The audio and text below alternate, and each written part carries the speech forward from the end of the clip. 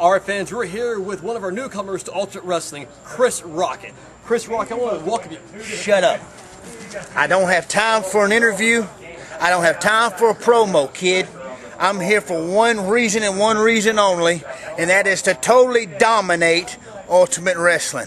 I couldn't help but notice I've stumbled across Trashville, Pensacola. You know, every time somebody in Alabama flushes the toilet, the population in Pensacola, Florida shoots up. Pay attention, look at the face, remember the name. I am the Rocket. Get out of my face, fat boy. Hey, we're back! Imagine that. Nobody told me. I was giving the fan here, look at this. Dan Delicious came by and dropped off a little something for us. Hey, But this thing here, look at that. It actually matches my vest, doesn't it? You know what, a real man can pull this off. And I'm pulling it off, baby. He's the commish. What are you going to do? Here we go. Now, we got to get to the next match. Cameron Thomas, let me tell you, Cameron Thomas is a young kid. The guy's put together. Yes, he is. He's another one of those guys, even though he is not a fan favorite, the women seem to just, I mean, they just crowd around him. You know what he kind of reminds me of, like a young me. Yeah. That's right, young me. I have been a fan of Cameron Thomas for some time now, and he has transitioned from a tag team wrestler to a singles wrestler to a sterling champion. So, I know what I'm doing? what's that? I'm molding wrestlers. There you go. I'm molding, binging up. No, he's awesome. Yes. He's a guy that can not only wow you with his good looks and his physique, but the guy's talented beyond belief. You know, for days. it isn't always the good guys that are talented. This guy here is a unbelievable. Come on down July 2nd. Check out Cameron Thomas. He'll make a believer out of you. Now, who's he taking on? Well, somebody. I want to tell you what happened at the last show, back in the back. I was coming down the stairs, because Axel mailed us, we just have a locker room downstairs. I'm coming down the stairs, and this guy by the name of Dirtbag Daryl that I brought up. Dirtbag Daryl is a mechanic. Yes. You know what, the guy basically restores Yugos is what he does. Dirtbag Daryl was coming up the stairs. Cameron Thomas was coming down the stairs. Cameron Thomas was actually carrying his belt, okay? And he shines that thing up constantly. That thing is bright. Well, Dirtbag Daryl had like grease all over him because he just got off work. And he actually bumped into Cameron Thomas. He got grease on the belt and he got grease on Thomas. Now, Thomas had just oiled himself down because he wanted to go out for the women and actually sign some autographs. But what happened was he got grease, dirt, all over him. Right. And therefore disrespecting Cameron Thomas and the belt. They started to kind of argue back and forth about it. Dirtbag Daryl just didn't care. You know, he don't care about nothing. And so anyway, the wheels in your head started turning. Well, let me tell you what happened. Dirtbag Daryl hit him. Wow. Just hauled off and boom, punched him. And that's when I jumped in, and because I saw dollar signs, I said, wait a minute, fellas. Wait a minute. Settle this in the ring. So as Dirtbag Daryl actually left, Cameron Thomas spit on him. Wow. I couldn't believe it. So that ticked off Daryl. Daryl turned around and came back, and I jumped in the middle again. I said, wait a minute, guys.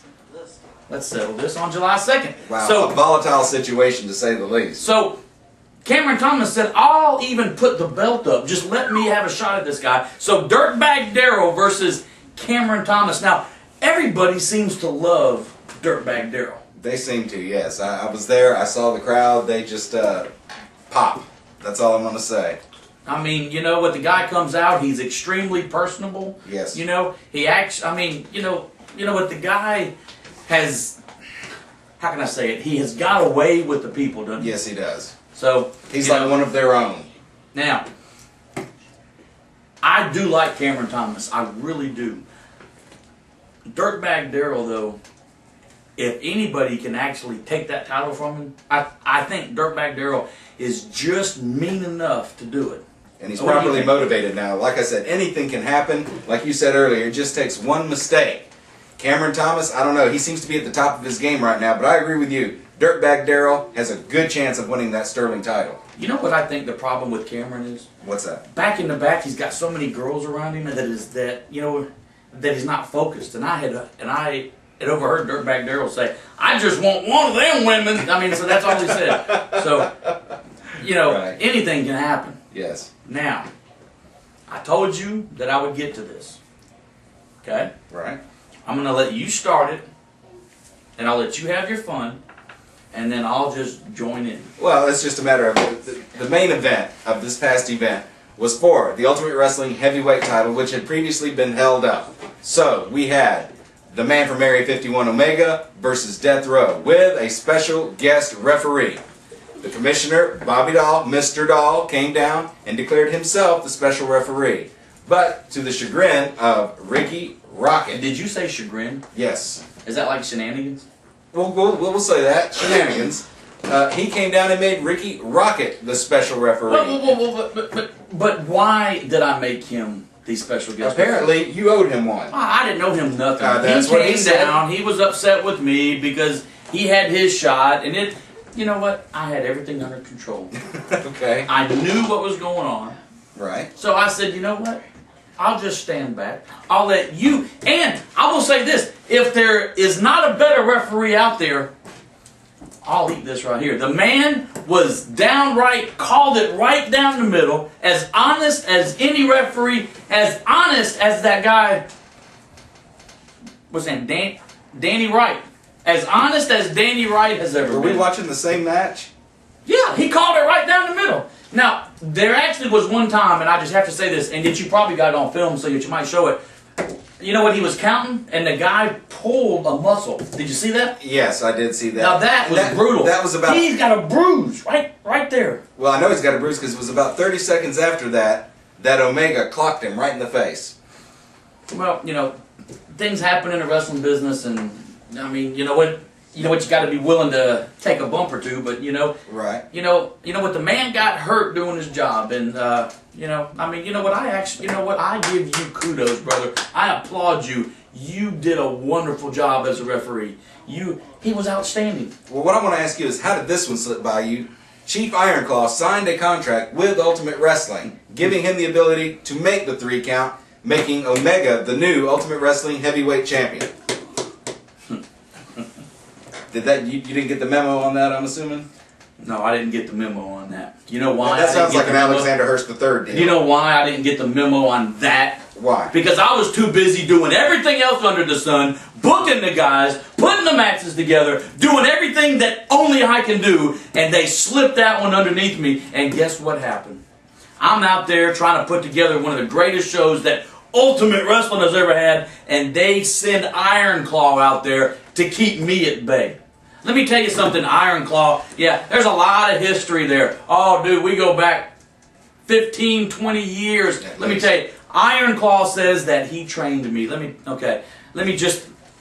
got to touch on this because it just irritates me to death. No, let me tell you what I did, okay?